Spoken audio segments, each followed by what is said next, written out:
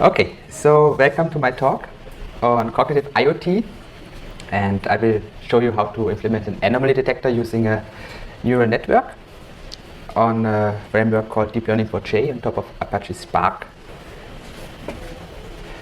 So I'm Romeo Kinsler. I work for IBM. The IBM Watson IoT worldwide unit, which is headquartered in Munich, which we found this year. We have already 6,000 clients. It's a 200 million investment for IBM. And you see here some of the most famous partners. So we are partnering with a lot of hardware vendors.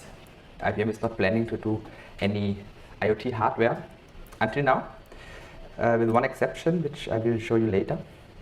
So why is IBM investing in IoT? You see here that we will have a lot of connected IoT devices by 2020, and those most likely are all connected using a protocol called MQTT, and that is an IBM invention but has been taken up by the OASIS consortium to make it an open standard by 2003. So first of all, I will give you a 5-minute introduction on how we do IoT. It's a relatively generic diagram, but of course you see IBM on various places, but that's just for the reason because I work for IBM and I've taken those diagrams. So out of the box, the platform supports more than 250 devices, including Raspberry Pis, Intel Edisons, the Cisco gateways, Texas Instruments, and so on.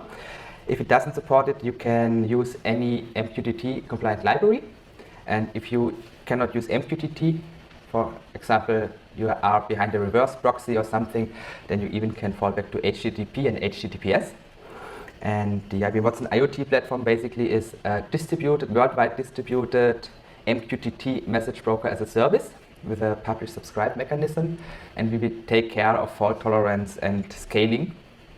And you have some APIs for managing the platform, security, data, and then you can just analyze the data. Okay? And I will concentrate on that part today. In case you are interested in the hardware part, we have a Coursera course on how to do that with a Raspberry Pi, and that's an example of that course. There's a so-called SenseSet on the Raspberry Pi, which has a couple of sensors like humidity, temperature, pressure, accelerometer, magnetometer, gyroscopes. And you see here you need only one line of Python code to read the temperature, one line of reformatting it to JSON. So it's a Python dictionary, but it will get converted to JSON once you call the publish device event method. And you see here quality of service 2 means exactly once guaranteed delivery. So once this line completes without an exception, then you are guaranteed that your message hasn't been lost. And of course that scales to multiple thousand messages per second. So that's the course for that.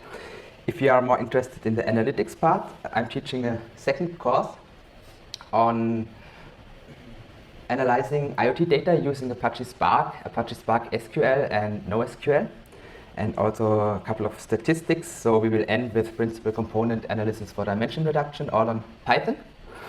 And currently I'm working on 2 other courses. One is on advanced machine learning for time series analytics, and the second one is artificial intelligence methods, and they also will appear on Coursera and will form a specialization. So stay tuned for that. So that's the central nervous system of IoT. And now we want to talk about the brain. But before we do that, I want to engage you. So I have a little demo, and whenever you are willing to participate, just take your smartphone and open that link. There's also a QR code. This will launch a mobile web application which contains a bit of JavaScript, and one part is reading the accelerometer sensor data from your smartphone, and the other part connects to this MQTT message broker using a JavaScript MQTT library. And then it will ask you for a username and a password. Please put 8-character lowercase username, remember it, and 8-character lowercase password. You can put the same. And then let's see what happens. So this is the UI of the MQTT message broker, which forms the platform. Oh, I've done one mistake. I didn't delete all the devices from the last session, but I think it should be still okay. So some of you might see their name in this list because, as I told you before, there are APIs for managing devices, because every device needs an authentication token in order to send data to the message queue. And I'm now using another open source tool which IBM created and open sourced and donated to the JavaScript Foundation, which is Node-RED running on top of Node.js.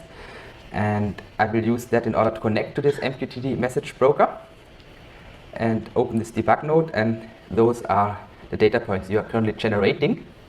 So some of you might see their username here.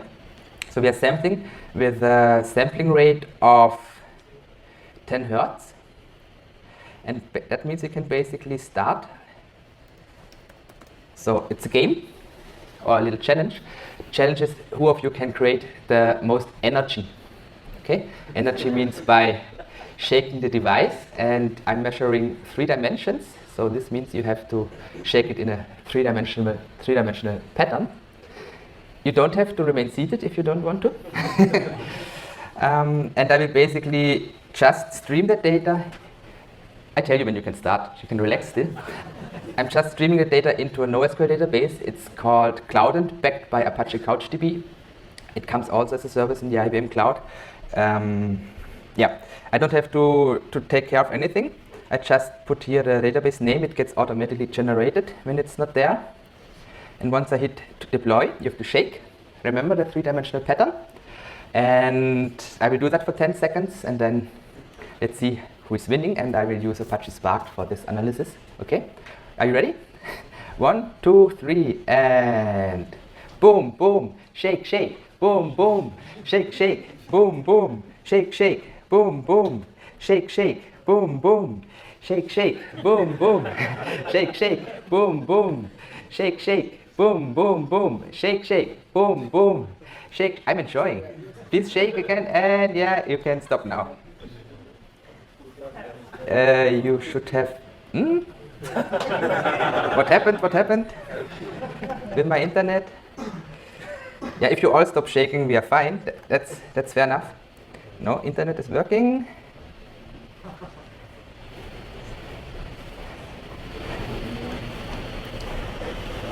I'm still on the AI Summit. That's strange. I was giving this demo yesterday at the AI Summit.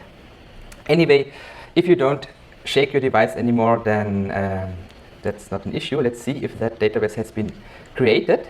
So that's a web UI of IBM for managing the Apache CouchDB service, but you can also just use any Apache CouchDB tooling because we expose the API endpoint. So I call this DEVOXX, and yeah, so 2,661 JSON documents are in that NoSQL database, so that worked. And here you see who is TTTTTTTT? You, okay? So you shaked at that timestamp in the C direction with 3G and half G and nearly 1G in the other 2 directions, but it's sampling, no? It's sampling 10 times per second. And don't worry, it doesn't consume a lot of space because CouchDB is not storing the actual JSON file, okay? It's not a problem to use JSON in that case. But of course, you can also stream the data to an object store like OpenStack Swift and write it into a Parquet format file, which, for those who know, is a very efficient column store file format, which is supported by ApacheSpark. So let's do a little analysis.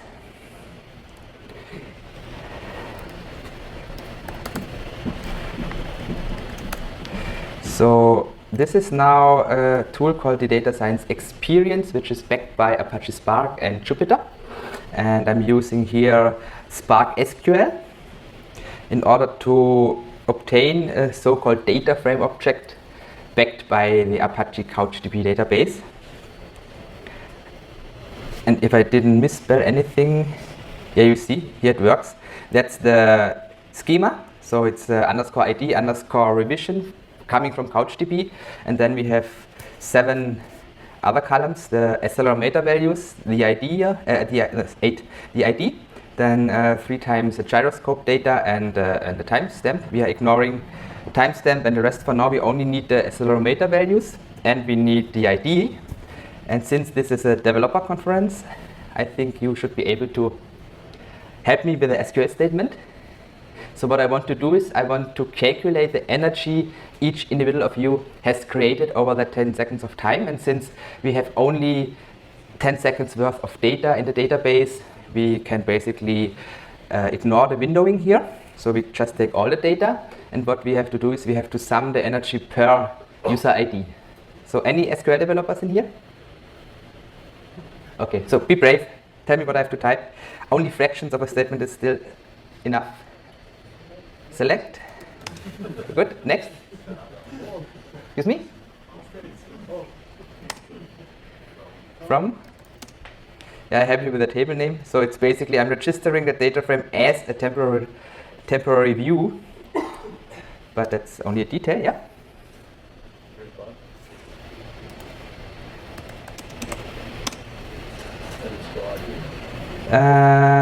It's ID. Underscore ID comes from the CouchDB, so ID is the one we have, but that's okay. What else? Excuse me? Oh, it's a grep and not a group, huh? What else? Sum of what? Star? Sum of energy?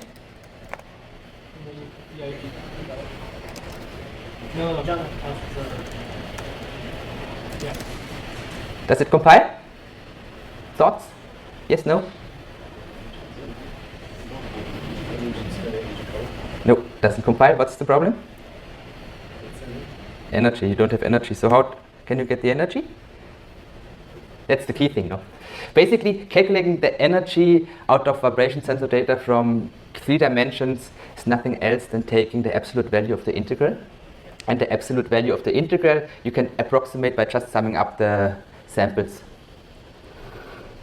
So 2 keywords, absolute value and summing up, both supported in SQL. Apps is good. Apps of what?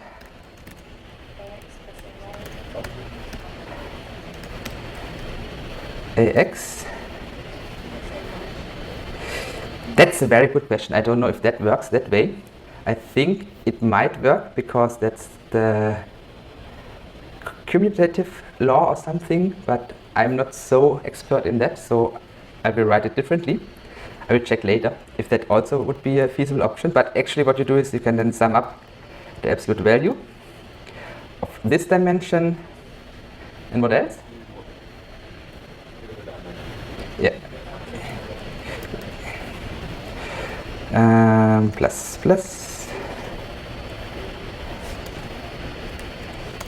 So now I want to obtain a sorted list, and the top performer of you should appear at the top of that list. What about the heaviest phone? Or by the heaviest what? Who's got the heaviest phone? Or by the heaviest phone. Does it compile? I understand only SQL, but it's not bad. Also, order by is definitely part of the SQL syntax. Order by what? By 1 might work. Maybe you can try that. I have never tried it this way. And the top performer at the top is? Descending. Yeah. So let's try if 1 works. I've never tried that.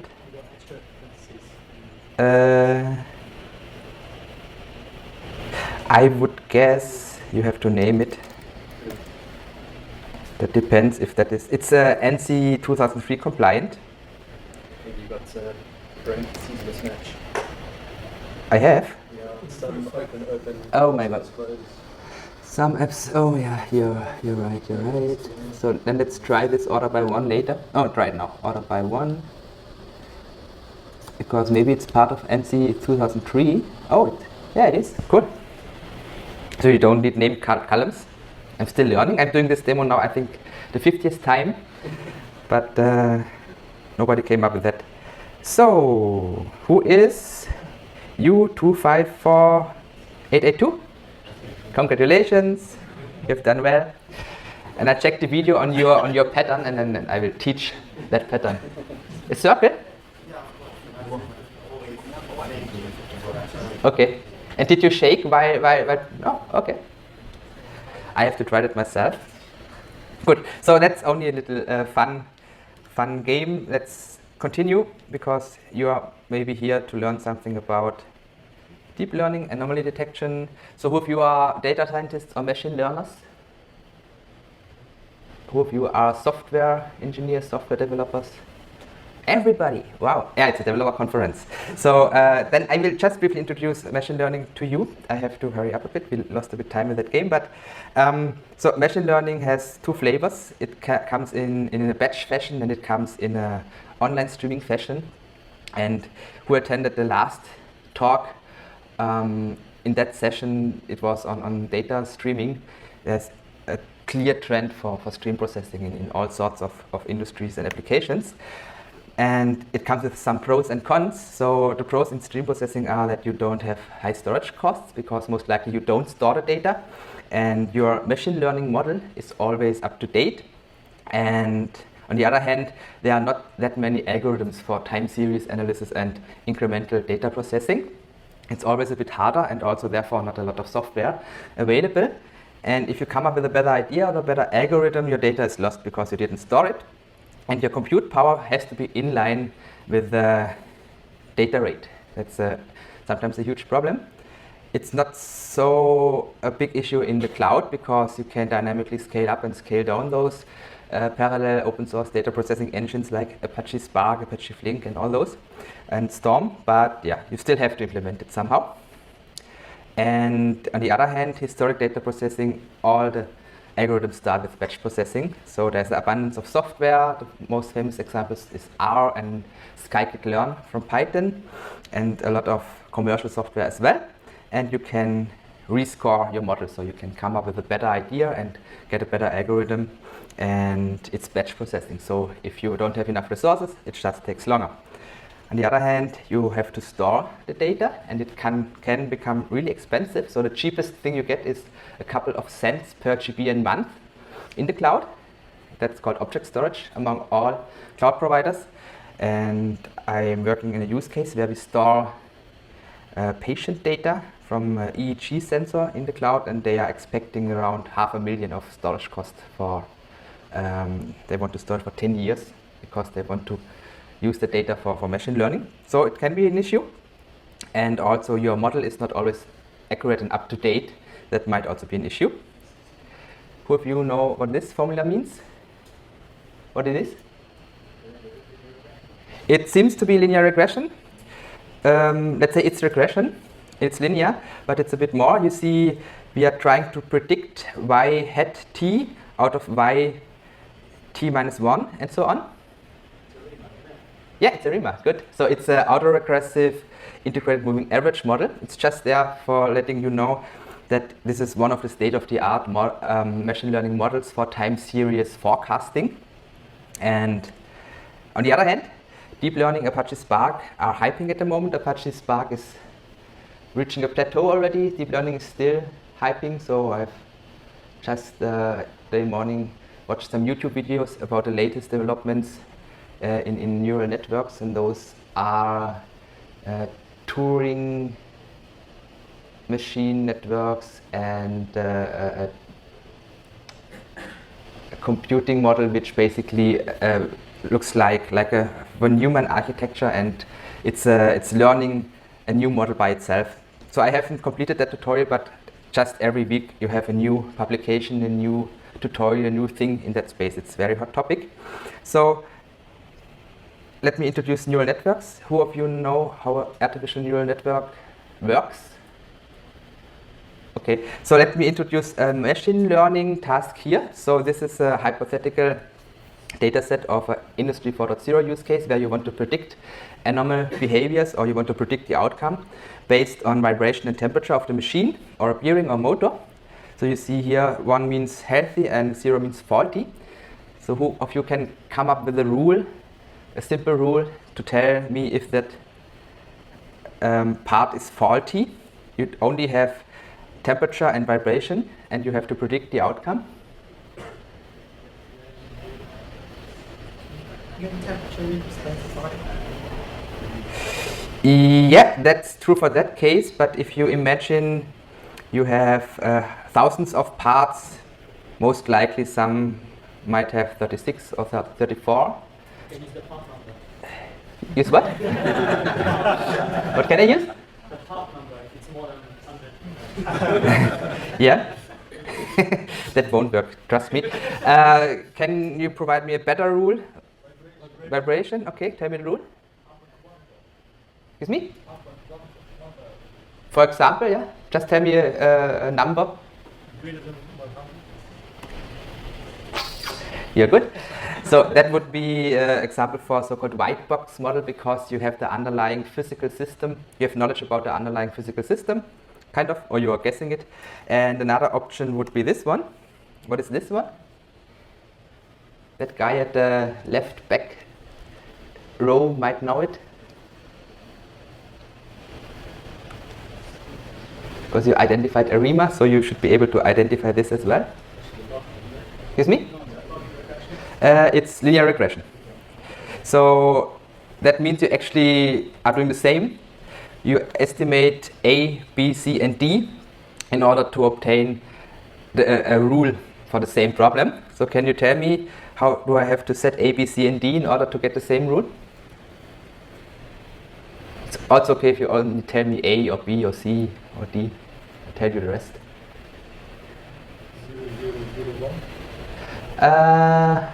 I have to try that.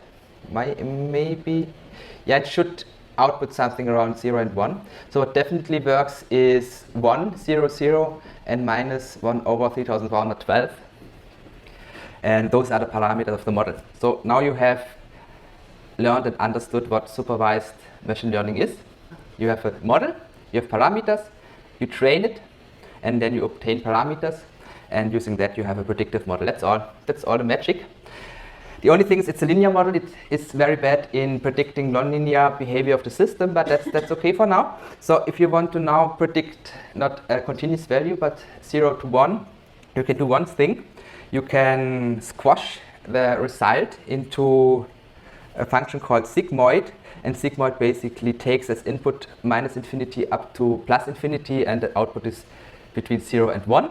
And then you basically just define a threshold, and then you get a binary classifier. Okay, so now we have learned also to create a binary classifier in 2 lines of Python code.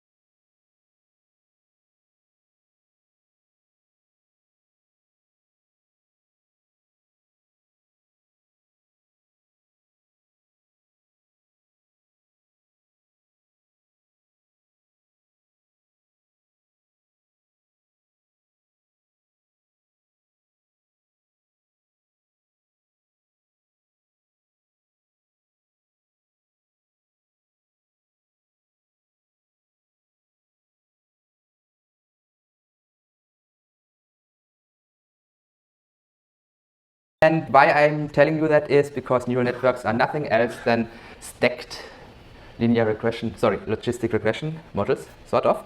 So you have here a topology of a neuron.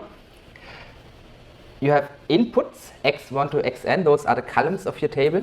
You have weights, w1 to wn, those are the regression parameters, a, b, c, d.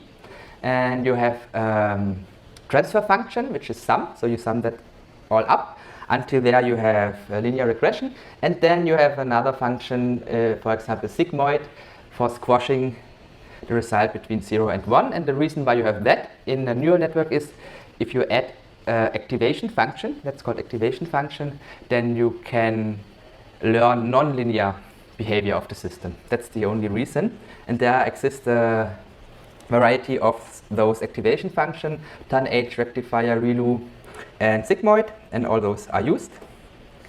Analogous to a biological neuron, you have also, this is one single neuron, you have inputs, the dendrites, you have the axon, this is the output, and the axon connects to downstream neurons in your brain, and the connection between the neurons are synapses, and the synapses are biochemical connections, and those are the weights W1 to Wn. They are a bit more complex because they have two properties. Synapses, they, while being used, transform. The more you use synapses, the higher, the better the connection gets, and they are neuromodulated. So if the brain has different states of minds and modulates those synapses, and because of that modulation, the synapses are changing their weights. That's not yet implemented in artificial neural networks. So if you now use this linear logistic regression model, stack those, you get something like this. This is one hidden layer, and the reason why you have a hidden layer is the neural network can learn data transformation on its own. So you have input data, and based on the hidden layer, it generates a new data set, the intermediate data set, which is in the hidden layer, and that transformation is automatically learned to be an optimal one. And you don't necessarily understand that transformation, and it's also not necessary. So here again, I'm just putting those two slides here in order to tell you one thing. If you are reading literature, normally people are scaring you. They are scaring you by linear algebra. There are operations called vector-vector multiplication, vector-matrix multiplication, and matrix-matrix multiplication. And if you don't understand those, you are lost. You get scared and you lose interest. But it's really simple. You can rewrite a linear regression model by a vector-vector multiplication. It's not time to explain this, but that's basically that x dot, because x is a vector, w underscore layer 1 is a vector, and that's nothing else than writing ax1 plus bx2 plus c x3 and so on. And if you don't know that, you have no clue what's going on. If you know it, all the mathematical literature on neural networks get easy. So that's a single neuron. And now comes the fun thing. You can transform the single neuron computation in a one-layer computation by just changing x from a vector to a matrix. By changing w underscore layer 1 to a matrix, x is still a vector. And then you can compute multiple neurons at the same time. It's just, again, linear algebra. Again, if you don't know that, you have no clue what's going on. If you know it, it's relatively simple. Here I'm using a library called NumPy from Python, for those who know. And then you can basically create a complete neural network by just taking the output of layer 1 and feeding it as input to layer 2. It's just stacking the layers behind each other. And you can do that also with additional layers. And in each intermediate hidden layer, you learn another data representation. And a good example to understand this is convolutional neural networks for image recognition. That's inspired by the visionary system by the human brain. It works exactly the same. In the first layers at the bottom, if you see my face, your neurons are only recognizing lines, circles, rectangles. And the computer vision guys have been done this for decades. They have artificially created such filters. But now the neural network is capable of learning even better filters automatically. That's the idea. And then you stack those. You see here in the middle layers, the neural network is already capable of recognizing shapes like a mouthpiece, an eye, a nose, or tires in the car. And at the end, you can build a multi-class classifier, faces, cars, elephants, chairs. Okay? You can do some arts. I skipped that for sake of time. And so the one takeaway of this talk is a feed-forward neural network can learn any mathematical function, given you have enough data and computing power, but it's bad in stream processing. It has no memory, so it doesn't remember any past events. So what you do is you can add feedback loops. So if you want to be capable of remembering 100 events, you have 100 hidden layers and feedback loops in those. If you want to be capable of remembering 100,000 events, and you don't want to add 100,000 layers, There's an even cooler system which is called the LSTM, a long short-term memory network, which puts memory to the neurons. And there are 3 additional control lines. It's input, forget, and output. It controls whenever the neuron has to store something, forget something, and output its memory to the next neuron. And those are so amazing that they can be trained to produce Shakespeare literature by just reading Shakespeare literature without knowing anything about English, grammar, sentences. Or they can produce mathematical publications if you feed them with LaTeX code, or they can produce C code if you feed them with the Linux C kernel. And they can also outperform traditional algorithms for anomaly detection and for time series forecasting, and that's why I find those are very interesting. I've replicated one of those publications. I will show that to you later. And I didn't find too much literature on that. So it's kind of an open space. You see a lot of literature in image recognition, image classification, natural language processing, and deep learning, but not a lot on structured data processing. So I highly recommend to work on that if you're interested. So that's a chart from the paper. On the top left, you see a time series data from an ECG stream, ECG sensor. It's a labeled data set. That means we know that the blue part is an anomaly, but the neural network didn't know, okay? But still, it was capable of clearly identify the anomaly. Even I could have done that. But on the top right-hand side, it's a bit more complicated. So also the neural network was capable of identifying that anomaly. Because you see here the red line drops down to 0, and that means it detected an anomaly. And you also notice that it gets restored above threshold. Any idea why this is the case? So because learning is still enabled, that means the neural network learned how the faulty data looked like and now considers faulty data as well as healthy data. That means you have to somehow control learning, and you have to run a downstream algorithm to detect those spikes. But that's still okay. Another example is time series forecasting. Kernelized regression is a way of turning linear regression to a nonlinear model. And you see here the RMSE, that's the root mean squared error. That's a measure of how good or how bad such an algorithm performs. And you see here it's 8.3%. That means 8.3% of the data points are wrong. The next thing is the frequency neural network. That's nothing else than applying an algorithm called discrete Fourier transformation in front of the neural network, which transforms the time series into a wave spectra. So it's a frequency, or the frequencies you have in that signal. And then if you feed into a neural network, you get 6.7% of error. If you remove that and just add additional feed-forward layers, then you are even better than using FFT or DFT. And that's a cool message, because it means you are outperforming a mathematical algorithm and you are learning a better algorithm. You have no clue what you are learning, because the algorithm is just a big matrix of that W weights, but it's outperforming. And if you add memory to the neurons, then you're even getting better. 2.8%.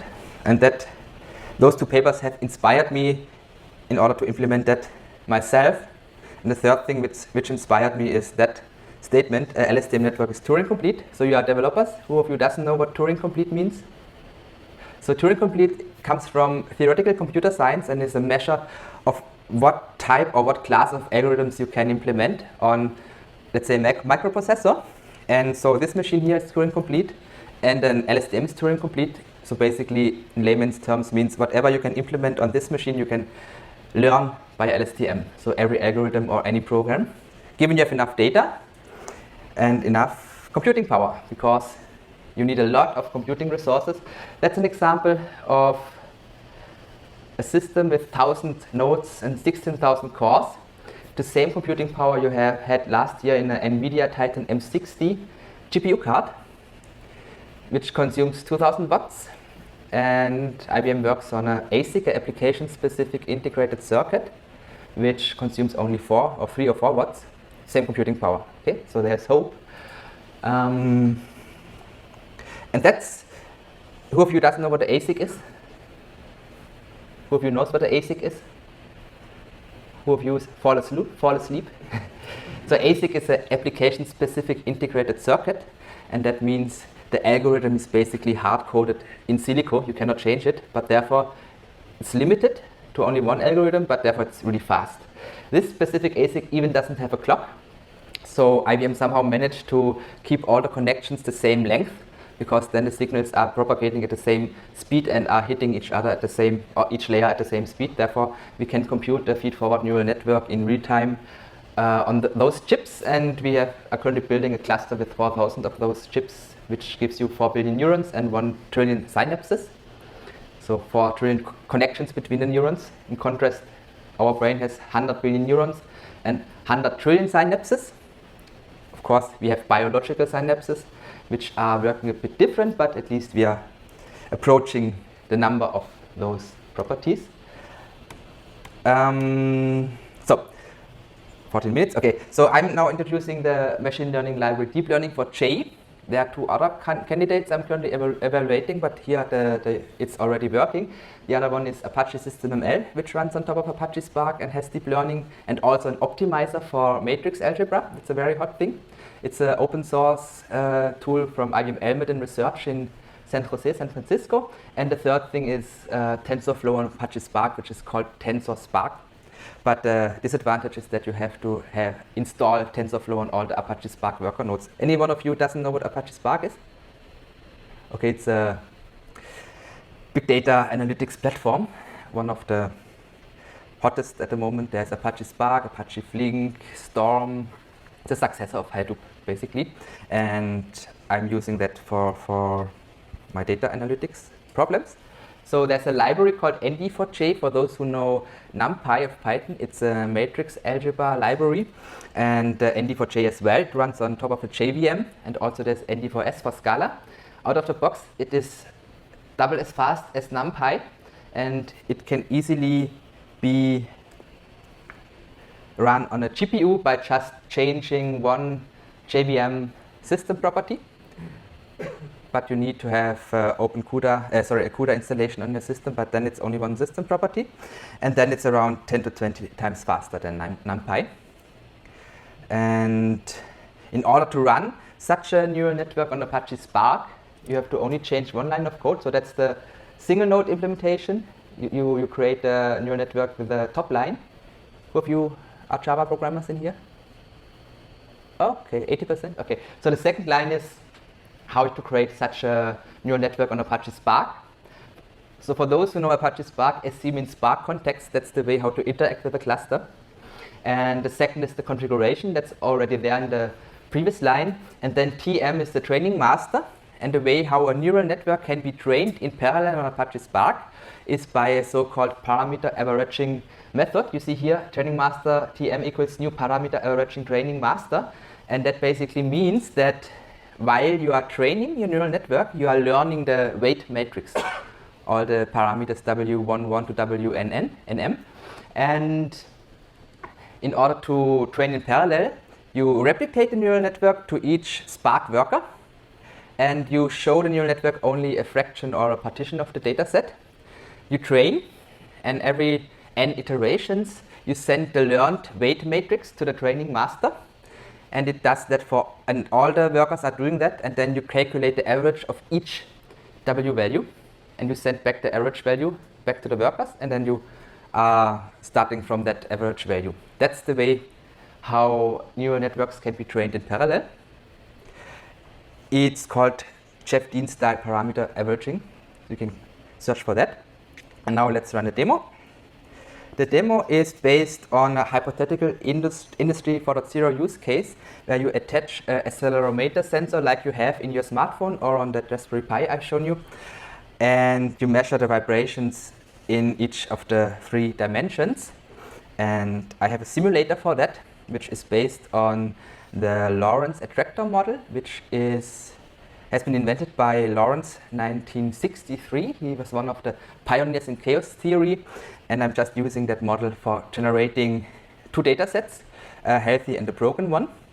This chart is a bit hard to understand. It's a so-called phase plot because it can illustrate the time, that's the line, and 3 additional dimensions, so it's x, y, z for both of that cases. That's one where you are a bit more familiar, I assume. That's a run chart or time series plot. On the x-axis you have time, and on the y-axis you have the amplitude of those 3 vibrations, and you see clearly that 2 of those are highly correlating, and also that they are oscillating between two semi-stable states. Also for the broken case, here it's a bit harder to see. And in order to get an idea what happens, I'm taking the DFT, so I'm running fast Fourier transformation on the data, and I get the frequency spectrum. And this is for the healthy case. You see some frequencies present and the energy, and that's for the broken case, more frequencies present, more energy, that I could already use for a binary classification. If I would have a labeled data set, then I could do supervised machine learning, but I want to do unsupervised machine learning. I have no clue about whether the data is coming from a faulty or a healthy system. Therefore, I'm using a so-called deep learning autoencoder. That's one of the most interesting things I have seen in that space. What you do is, normally if you train a neural network, you are showing on the left-hand side the input data, on the right-hand side the data you want to predict, and the neural network will automatically learn how to implement that function from left to right. In this case, what you are doing is you are showing the same data set on the left and on the right-hand side, and the neural network tries to reconstruct the input which it is seeing at the left-hand side on the right-hand side. And there's a catch, there's a bottleneck. For example, you have only 2 neurons in the middle, therefore it will have a hard time to reconstruct the data on the right-hand side, and therefore it won't learn any noise or irrelevant data. And that process is called nonlinear dimension reduction. The linear equivalent for dimension reduction is, for example, principal component analysis, just for you for your further reading.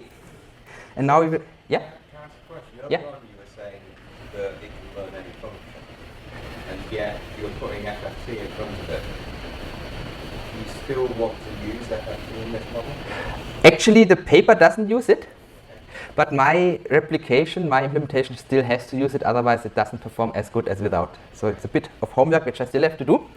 But actually the paper states that it's not necessary anymore because you are learning FFT by the hidden layers.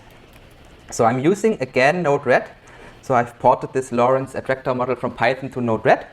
And that means I have to implement it in JavaScript, but that's not an issue. Anybody can implement something in JavaScript. Don't shoot me yet. Okay, and yeah, the model, it's only those 3 lines from 10 to 12. The model state is x, y, z. The initial parameters of the model are h, a, b, c. And in each forward step of the model, I'm just updating x, y, and z. And x, y, and z are dependent on x, y, z, on the state and on the parameters. If I change the parameters slightly, I get completely different data. That's because it's a chaotic system. And since my compute power, I'm running the neural network on my laptop, is not in line with the data rate, I'm limiting the data to 3,000 samples. If I would run this in the cloud, I could scale it up, but no budget for a GPU cluster for me at the moment, but that's okay. So let's start actually that Java program. While it runs, I will explain it to you because we have only 6 minutes left and I need another 20. No, just kidding. So what happens now is I'm starting my software and it will start the deep learning for J backend. It tells me that I'm using 8 cores. I'm using OpenBlast. That means I'm using the vector unit already on my CPU. And then the red stuff is the connection output of the MQTT client. So it connects to the MQTT message broker and Pulse. So it's a callback mechanism and the main method is just blocking. So it doesn't consume any CPU cycles. And once data arrives, I will show you what it does. So I will reset this. So it will generate 3,000 data points. Now you see here in stream processing, you have the notion of a window. There are 2 dimensions of configuring such a window. It's tumbling or sliding, and it's count-based or time-based. So this is a tumbling window. That means it's filling, and it's count-based because it will only accept 3,000 tuples, and then it will basically emit it and will start a new next window. You can also have a sliding window which acts as a FIFO, or you have a time-based window, but then you need a timestamp. in your data set, and then you can say, okay, I want to process 1 second or 1 minute worth of data. That's how stream processing works in explained in 2 sentences. And now what happens is the window is full. I pass the data to the neural network, and now it's being trained, and what you see here is the iterations. And in each iteration, the reconstruction error goes down. And during this run, I will show you some code.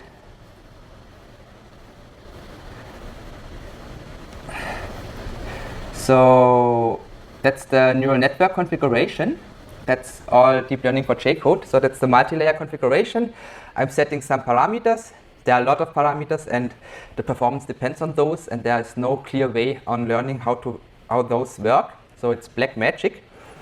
And here you see I'm adding a LSTM layer, then I'm adding an autoencoder layer, and then I'm adding an output layer. And then I'm creating the net. I'm adding that listener, which generates that output here at the bottom. And then detect is being called for each tuple. And I'm calling fit, and you see here I'm calling fit on, and I'm showing neural network the same data on the left and on the right hand side. And fit actually means get the data and update your scores. And now this happens for 1,000 times, and the final score is 242. I'm doing it again. So it further learns, so it will actually fill up the second tumbling window until there are 3,000 tuples in it. 3,000, it's 30 seconds worth of data. And now it's a good time to ask questions. You have questions, comments, additions? Yeah? GPUs seem to be used a lot with this kind of thing. Why is that? Why do they prefer to see traditional CPUs in computers? Because they are around 10 to 20 times faster, and it's all about energy consumption. They are consuming less energy for a certain computation. And all that stuff in neural networks are linear algebra operations, and GPUs are optimized for those. That's the reason why you're using GPUs. So would you ever go out and build your own GPU cluster these days, or just get it from cloud? I would get it from the cloud, because just if you buy it now, in 1 year it's worth nothing. At the moment you get the NVIDIA P100 for $1 per hour in the IBM cloud. And the P100 is optimized for deep learning. It has deep learning instructions on the instruction set. Can I get 1 minute more? Okay, thanks a lot. Then I'm done, okay? Other questions?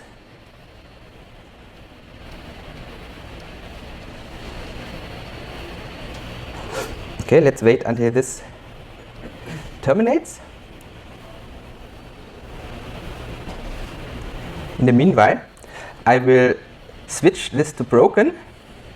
It's not generating any data at the moment. So we are ending up with a reconstruction error, which is not normalized, of 114. And let's do it again. Yeah. And then we again send now broken data. We are now filling the tumbling window with broken data. And the way I do this is I'm just setting different initial parameters to the Lorentz attractor model, depending if I'm broken or healthy. Or my model, I'm not broken, I'm healthy. And yeah, another 15 seconds to wait until this window is full. And then basically you will see that the reconstruction error will be higher, and then I'm basically done. So we'll take another minute. So other questions? Yeah? That was slightly different question than the topic. Yeah. But the application that we used initially, Yeah. just gathered data from our phones. But Yeah. I didn't give it any particular permissions. Yeah, because you don't. How do you Yeah, you can read the accelerometer values without any permissions. You can try it. It's a 3-line of JavaScript. Just Google for accelerometer data smartphone, and it works on Android and on iOS. You just get it. So yeah, the camera needs permissions, the location needs permissions, Bluetooth needs permissions, but that doesn't need, which is cool in my case. We are working together with the Technical University in Munich. They have an app called Record Data. You can check this out in the store. It's also a very cool app where you can read a lot of more data and you can store it to a file and you even can classify it on the device. So, and now you see in another 100 iterations that the reconstruction error for the faulty data actually turns out to be 139,000 in contrast to 140, and that's a clear spike. I'm done. Thanks a lot.